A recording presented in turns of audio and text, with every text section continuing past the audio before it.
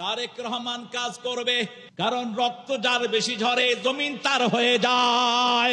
তারেকের শরীরের এমন কোন জায়গা নাই যেখানে তাকে মেরে মেরে আহত করা হয় নাই। কোকোকে পিটিয়ে দুনিয়া থেকে বিদায় করে দেয়া হয়েছে। সূরা বনী ইসরাঈলের 33 নম্বর আয়াত, মান কুতিলা মাজলুমান, যাকে অন্যায়ভাবে হত্যা করা হয় তার আত্মীয় স্বজনকে আমি ক্ষমতা দান করে দেই। এই পরিবারটাকে তছনছ করে দেয়া হয়েছে, ঠিক তবে ঠিক হেন কষ্ট নেই, তাদেরকে দেয়া হয়নি। আমরা তাদের জন্য দোয়া করছি, জিয়াউর রহমানের কবরকে আল্লাহ তুমি জান্নাতুল ফেরদাউস বানাও। আল্লাহ তারেককে দিয়ে তুমি বাংলাদেশে কোরআনকে প্রতিষ্ঠিত করে দাও। তারেকের যত সৈনিক আছে আল্লাহ সবাইকে তুমি কোরআনের জন্য কবুল করো। বিগত 17টা বছর সবচেয়ে বেশি মামলা খেয়েছে কারা? কারা?